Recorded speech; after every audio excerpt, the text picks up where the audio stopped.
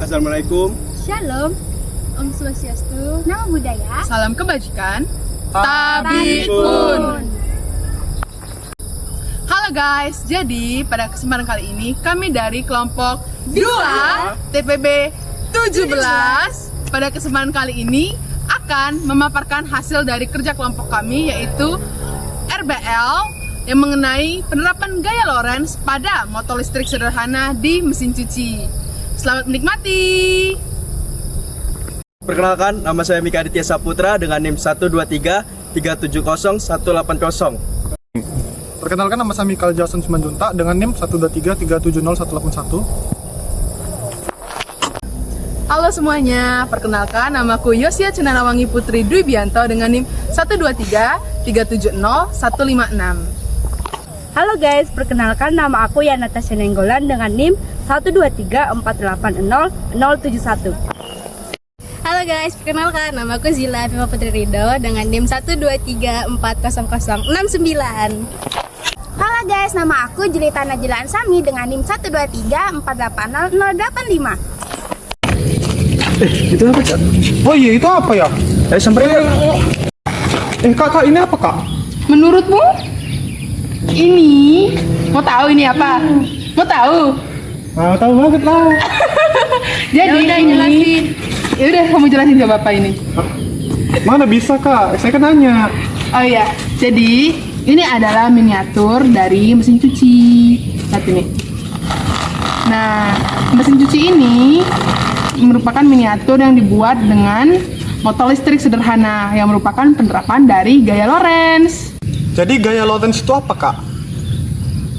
Gaya Lorentz adalah gaya akibat arus listrik yang dipengaruhi oleh adanya magnet. Bang, jelasin dong kayak mana gaya Lorentz itu? Gaya Lorentz dipengaruhi oleh arah putaran skrup, mana berdasarkan putaran skrup itu dipengaruhi oleh bidang vektor yang dipengaruhi oleh medan magnet. Nah, secara sistematis, gaya Lorentz dirumuskan dengan F sama dengan Q dikali E ditambah B kali V, yang mana F ini merupakan gaya Lorentz itu sendiri, Q adalah muatannya, E adalah medan listrik eksternal, B adalah medan magnet, dan V adalah kecepatan muatan. Dari rumus tadi kan kita udah tahu kalau F ini sebanding dengan Q. Terus F ini juga sebanding dengan V. Nah, dari hal ini F-nya itu sama dengan 0, di mana arah gerakan muatan sejajar itu dengan medan magnet. Partikel mengalami pergerakan yang lurus.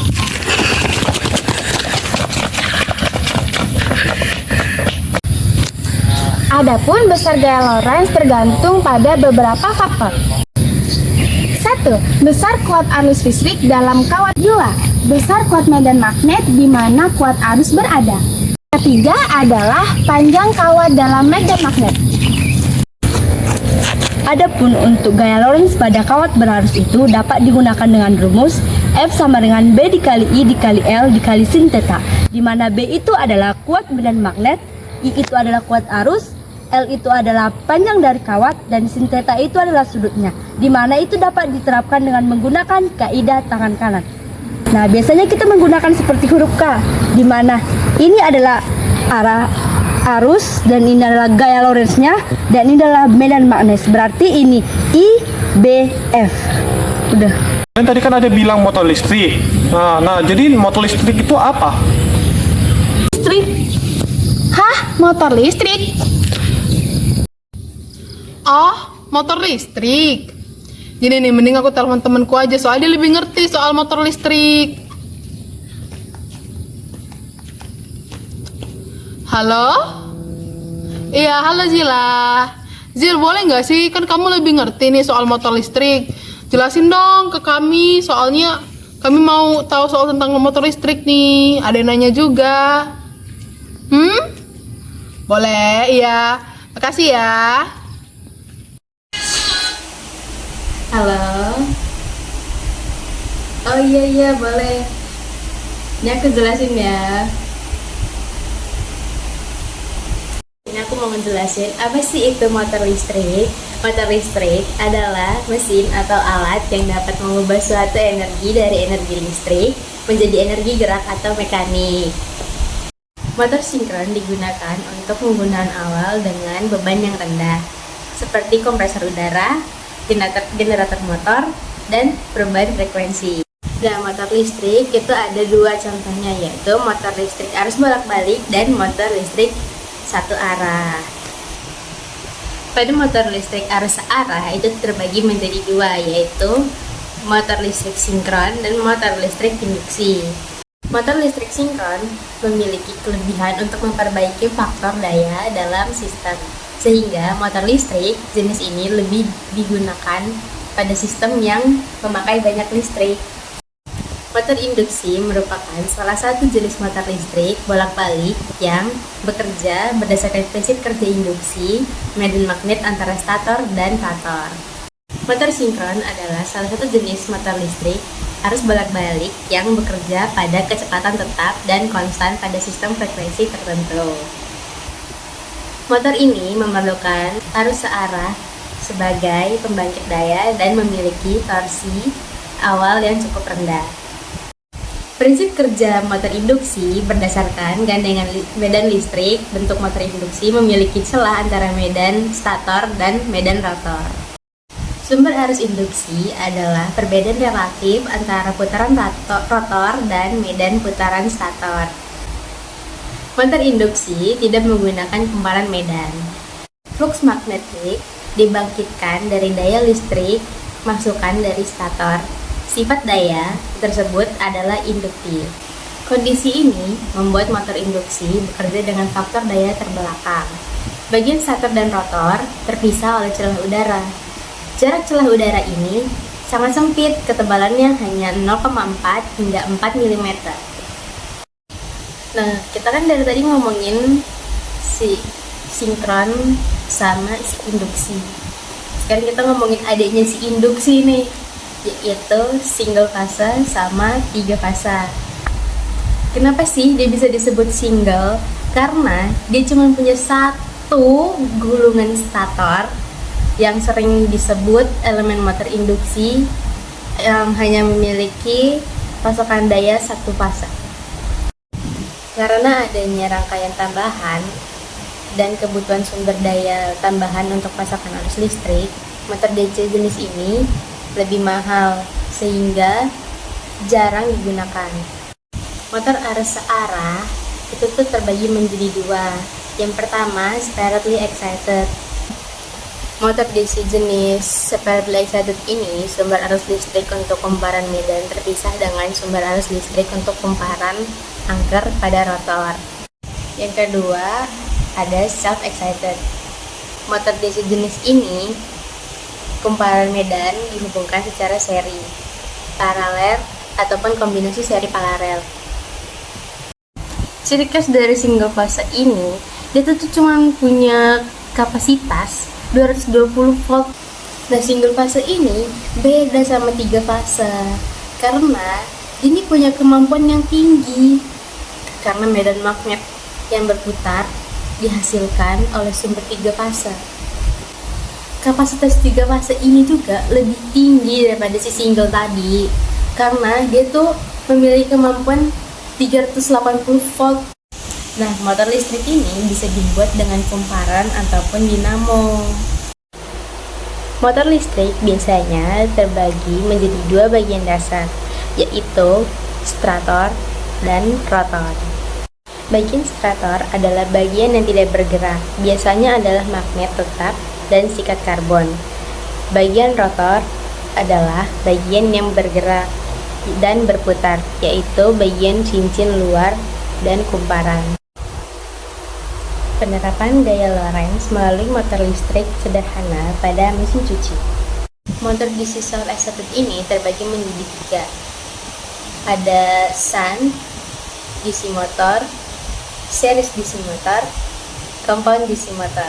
Motor DC tipe shunt ini adalah motor DC yang kumparan medannya dihubungkan secara paralel dengan kumparan angker.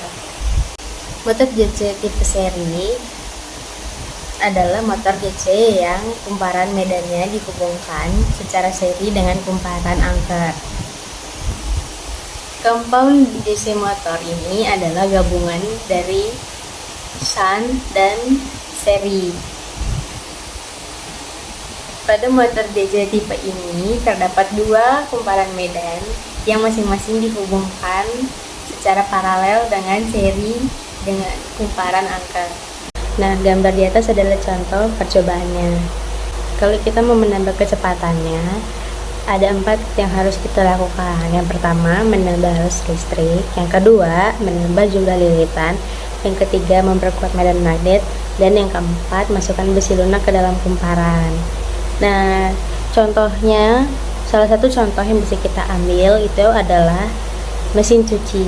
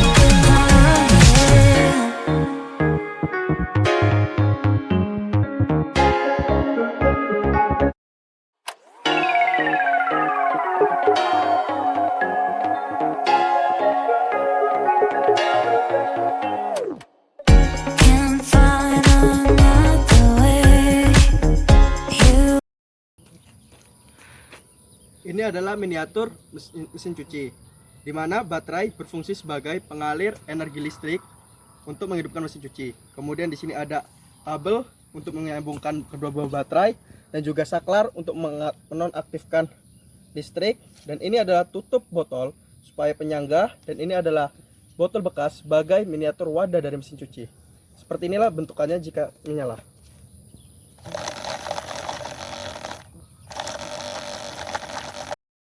Oh, jadi bisa disimpulkan bahwa makin banyak arus listrik berarti kecepatan puputan makin tinggi ya? Oh iya, perlu diketahui juga bahwa kalau semakin besar arus listriknya, maka jumlah lilitan di kumparannya itu akan semakin lebih banyak.